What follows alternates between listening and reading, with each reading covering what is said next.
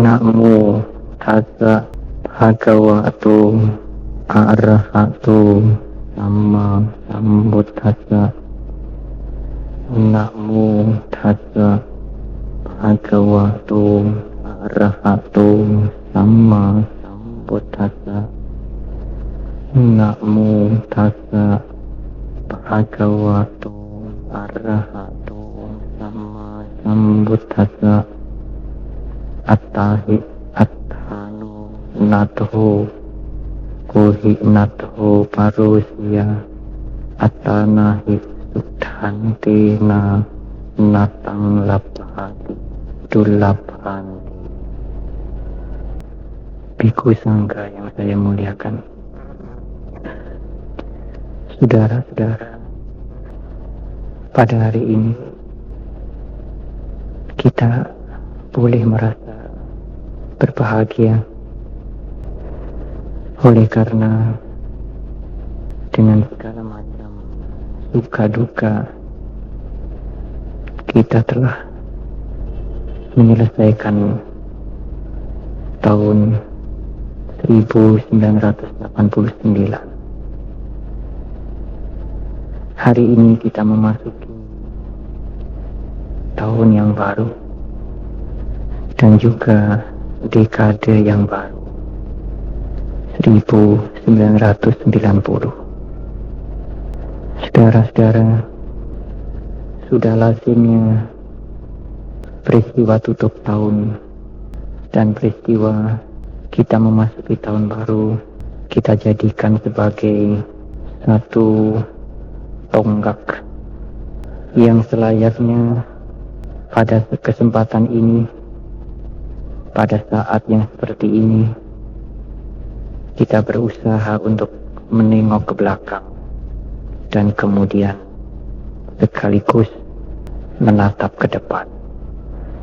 Saudara-saudara, sudah menjadi kesepakatan dunia bahwa 1 Januari sebagai permulaan tahun adalah hari libur. Ini bukan bermaksud bahwa libur tahun baru memberikan kesempatan kita untuk berpesiar, bersenang-senang, berpesta pora, atau mungkin semalam berkadang semalam suntuk. Saudara-saudara, memang tidak dilarang untuk pergi berpesiar dan berpesta menyambut tahun yang baru. Tetapi saya juga ingin mengajak saudara, selain saudara menggunakan permulaan tahun ini untuk berpesta, untuk berpiknik, saya mengajak saudara, cobalah 1 Januari tiap-tiap tahun dan terutama pada hari ini sebagai satu hari di mana saudara bisa menggunakan sebagai hari untuk merenung, dan sebagai satu hari yang selayaknya saudara bisa menggunakan untuk berbuat baik. Saudara-saudara, seperti yang di depan saya sampaikan, cobalah kita merenung kembali, menimbang-nimbang kembali, merenung ulang kembali apakah yang telah kita lalui, keberhasilan, kemajuan, kegagalan, kekecewaan, kesedihan, kejengkelan, kemarahan, dan segala macam persoalan kehidupan kita. Saudara-saudara, dengan menimbang-nimbang kembali, merenung ulang kembali pengalaman kita tahun yang lalu, yang dengan pahit dan getir, yang dengan susah payah telah kita lewati, kita akan menarik satu renungan yang sangat berharga sebagai bekal untuk memperkuat mental kita masing-masing memasuki tahun 1990. Saudara-saudara, kehidupan ini bukanlah untung-untungan. Kehidupan ini bukan sesuatu yang asal begitu saja kita menjalani. Kalau kita memandang kehidupan ini sebagai sesuatu yang asal begitu saja kita menjalani, kalau melihat kehidupan ini sebagai untung-untungan, maka sikap itu adalah sikap yang tidak bijaksana. Keberhasilan dan kemajuan bukan persoalan untung-untungan. Keberhasilan dan kemajuan juga bukan hadiah dari para dewa yang kita hanya sekedar memuja dan meminta. Tetapi sejak Sang Buddha menemukan Dharma, sejak 2500 tahun yang lalu, Sang Buddha sudah mengingatkan kita untuk maju dengan tekun dan ulet, berjuang mengatasi segala macam tantangan yang datang di depan kita. Dengan demikian, kita akan mencapai kemajuan dan kebahagiaan. Saudara-saudara, kehidupan tidak bisa bebas dari 8 macam kondisi yang selalu mengelilingi kita. Tidak ada seorang pun yang mampu menghindarkan dirinya dari 8 macam kondisi. Bahkan Sang Buddha sekalipun terkena 8 macam kondisi ini. Tidak ada kesempatan untuk menghindari kondisi. Sehingga kewajiban kita satu-satunya tidak lain dan tidak bukan harus menghadapi. Apakah 8 macam kondisi itu, saudara? Ke-8 macam kondisi itu tidak lain adalah suka, duka, untung, rugi, dicela, dipuji, terkenal, dan tersisih. Ini adalah kondisi dunia yang datang pada kita setiap saat, silih berganti. Suatu ketika kita merasa bahagia, tetapi suatu saat kita akan merasa sedih. Suatu saat kita meraih keuntungan, tetapi suatu saat kita harus menangis karena kerugian. Suatu saat kita dipuja laksana dewa, suatu saat kita dihina seperti binatang. Suatu saat nama kita harum terkenal, suatu saat mungkin menjadi tersisih. Tiada kecuali, saudara. Dan tiada seorang pun yang bisa menghindari 8 kondisi dunia yang seperti gelombang mengombang-ambing kita. Sekalipun Sang Buddha dan para siswa beliau yang telah mencapai arahat, suka duka, untung rugi, dicela dan dipuji, terkenal dan tersisih, tetap datang berganti-ganti. Tidak ada jalan untuk menghindari. Mari kita dengan tegap, dengan penuh kesadaran, dengan hati yang teguh, menghadapi ke-8 macam kondisi dunia ini. Sejengkal, jangan gentar. Tidak ada orang yang bisa menghindari suka, saudara. Demikian pun tidak ada orang yang bisa menghindari duka. Tidak ada orang yang selalu ingin meraih keuntungan tanpa bersedih karena kerugian. Tidak ada orang yang selalu dipuji dan terkenal. Suatu ketika dia akan dicemooh dan dihina. Peristiwa seperti ini, saudara, kejadian-kejadian seperti ini yang pasti datang dan datang dengan berganti-ganti, yang suatu saat membuat kita menjadi merasa tidak tahan menghadapi kehidupan ini. Kita merasa bosan. Kita merasa enggan dengan kehidupan ini. Kemudian suatu saat juga terlintas dalam pikiran kita ingin menyelesaikan kehidupan ini cepat-cepat. Saudara, tidak gampang kita ingin menyelesaikan kehidupan ini cepat-cepat. Kalau saudara ingin menyelesaikan kehidupan ini sekarang dengan kehendak saudara yang sangat dangkal, saudara akan jatuh pada kelahiran kembali di alam yang sangat menyedihkan. Sama sekali tidak bijaksana dan sangat tidak berguna menyelesaikan kehidupan ini secepatnya, saudara. Apalagi kalau keinginan itu didorong karena kebingungan dan kegelapan. Marilah kita hadapi tahun kemudian dengan sikap yang lebih dewasa, dengan semangat yang lebih kuat. Jangan gentar menghadapi apapun yang datang pada kehidupan saudara. Oleh karena saudara harus ingat, kesulitan apapun di dunia ini tidak kekal. Tahun 1989, selain kebahagiaan dan kemajuan, selain pujian dan nama yang harum, kita semua melewati masa-masa yang sulit. Kita semua melewati masa-masa yang membuat kita sedih, terjepit, merasa pahit, merasa kehidupan tidak menyenangkan.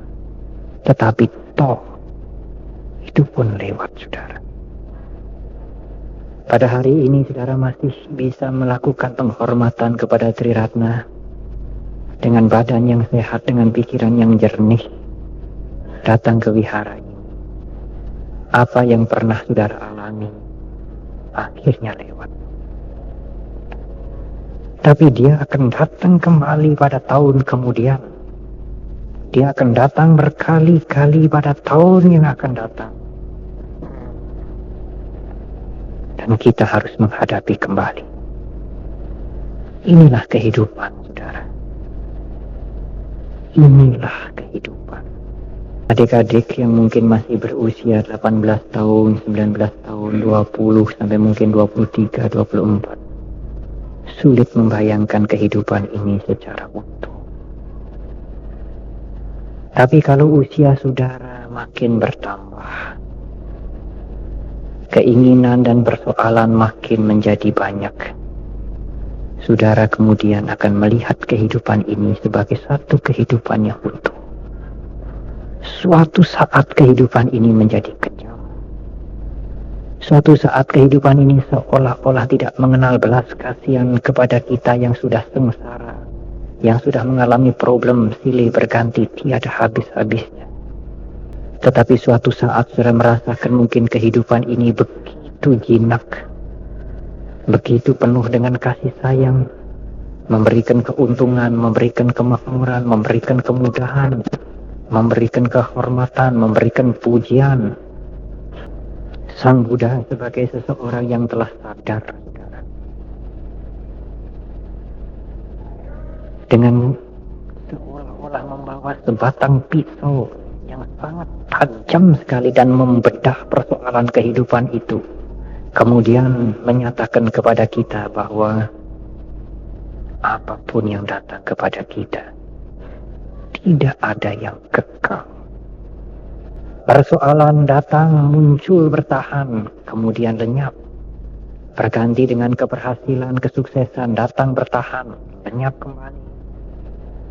Kebahagiaan datang, muncul, bertahan, tenggelam kembali. Kesulitan muncul, robek hati kita, akhirnya toh lenyap kembali. Tidak ada pilihan, saudara. Tidak ada pilihan. Pilihan kita hanya menghadapi kehidupan ini dengan wajar. Dengan satu modal yang cukup ampuh, yang membuat kita bertahan bahwa apapun yang datang pada kita tidak kekal. Selalu berubah setiap saat. Dia muncul, tenggelam, muncul, tenggelam. Suatu hari muncul persoalan karena anak, tetapi toh akhirnya persoalan itu selesai. Suatu hari muncul persoalan karena istri, tetapi toh akhirnya selesai. Suatu hari muncul persoalan karena suami, tetapi toh akhirnya berlalu. Demikian juga kebahagiaan, keberhasilan, kesuksesan, keuntungan, kebahagiaan muncul, kita nikmati, kemudian lewat. Saudara-saudara, inilah yang ingin saya sampaikan kepada saudara untuk menghadapi tahun yang kemudian. Tidak bijaksana saya memberikan harapan-harapan kepada saudara, memberikan ramalan-ramalan kepada saudara untuk menghadapi tahun, untuk menjalani tahun yang sekarang sedang kita mulai.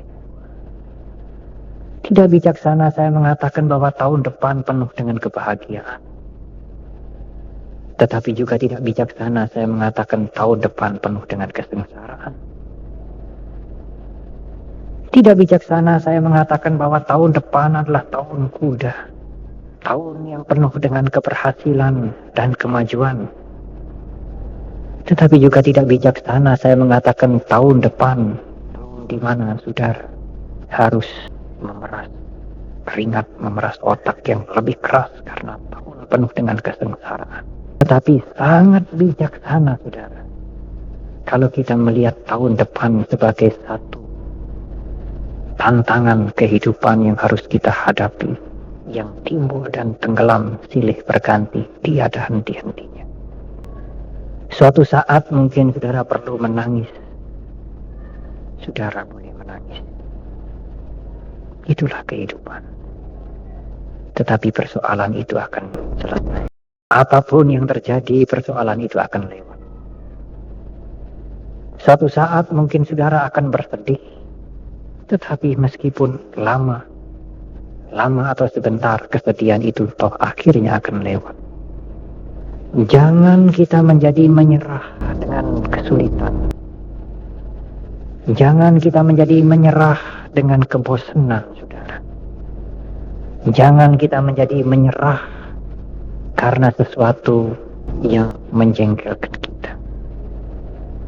Jangan kita menjadi menyerah karena persoalan yang datang beribu-ribu silih berganti kepada kita.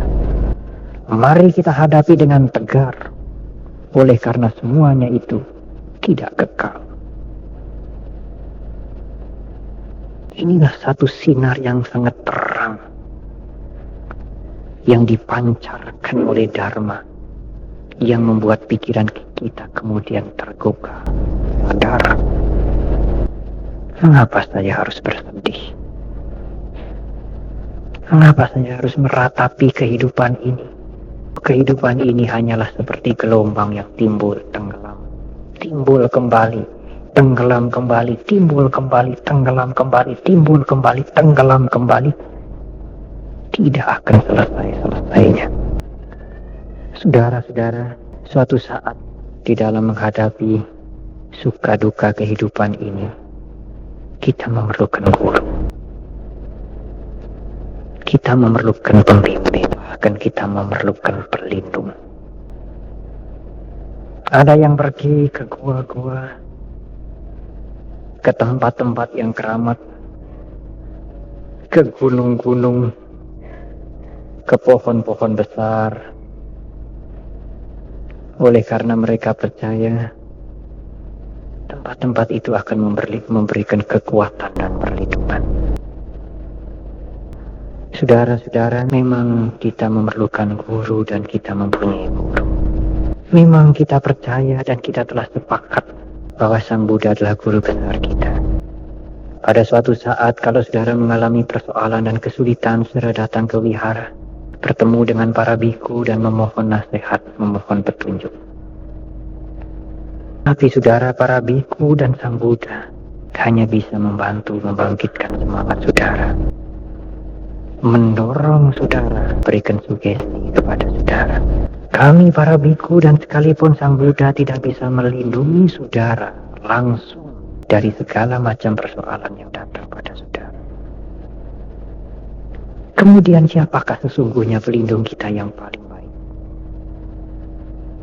Pelindung saudara yang paling baik sesungguhnya adalah diri saudara sendiri, yang telah saudara latih dengan ketekunan dan keuletan.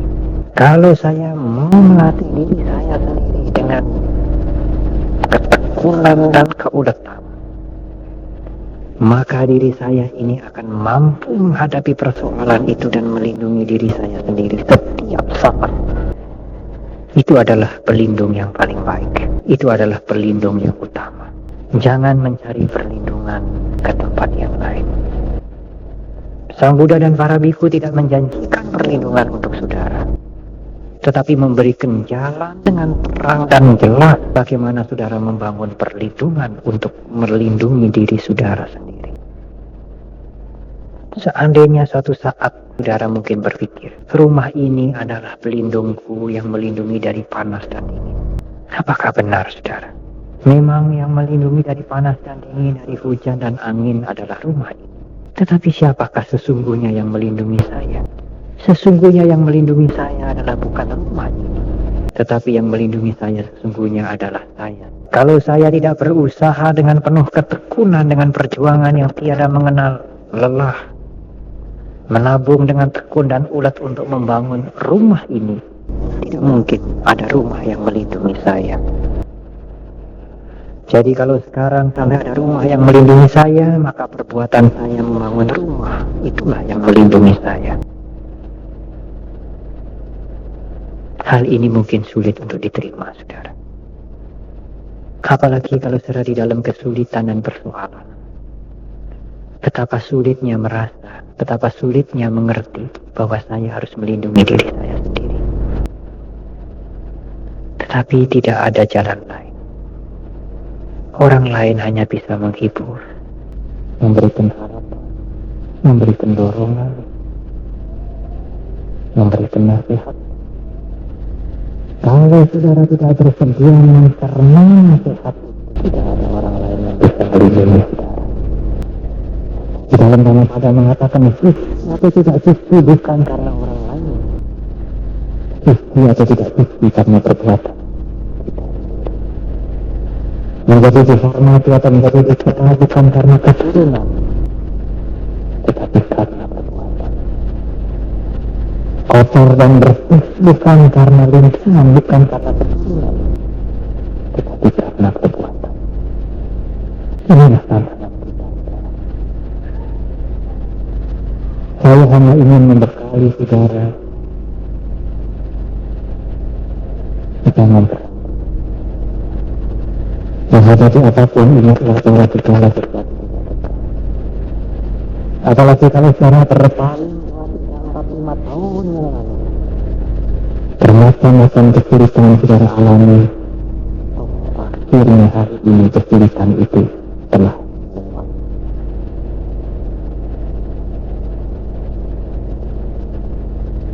Satu hal yang sederhana yang mungkin sering disebut menjadikan hal itu untuk pesan saudara mematikan perjalanan sudah kita mulai. Apakah itu saudara?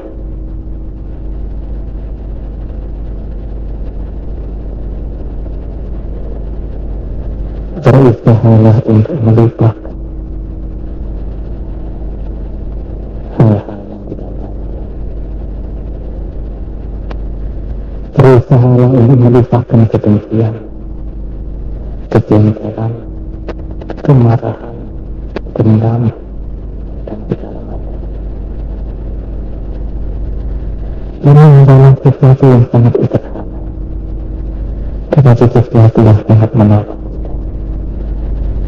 Kalau saudara menjadi orang yang tidak gampang untuk melupakan sesuatu, saudara akan menjadi orang yang tidak pernah merasa bahagia. Dia menipu saya, dia menfitnah saya, dia mencaci maki saya, dia menyingkirkan saya, dia mencurigai saya, dia membenci saya, dia telah merusak keluarga saya. Tidaklah saudara berusaha untuk melupakan itu. Apa yang telah lewat hanya menjadi kesan. Peristiwa itu sudah tidak ada di depan mata kita. Kalau kita tidak bisa melupakan itu, meskipun kita sudah sekarang, sesungguhnya saudara kembali kepada beberapa tahun atau beberapa bulan yang lalu. Setelah kita hidup sekarang, menghadapi apa yang di depan kita sekarang, dengan melupakan apa yang sudah lalu. Asitang namragamnya, apa yang sudah lewat tidak perlu dikenang kembali. Mengapa pisang anak datang, Apa yang akan datang hanya pertama.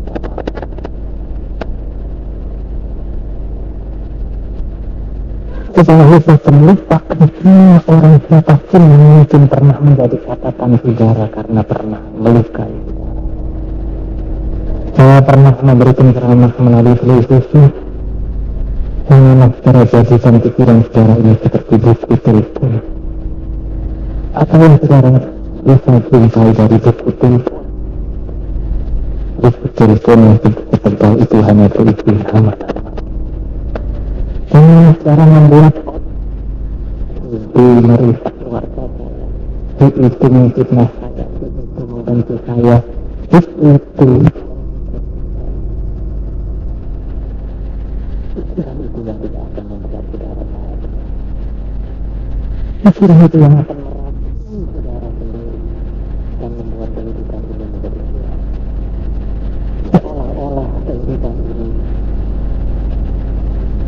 sesuatu yang sangat menyedihkan, sesuatu yang amat gelap, dan kita harus tolong di tengah-tengah kegelapan dan kekelaman. Lupakan semuanya itu, mari kita memulai hari ini dengan satu pikiran yang baru. Kita siap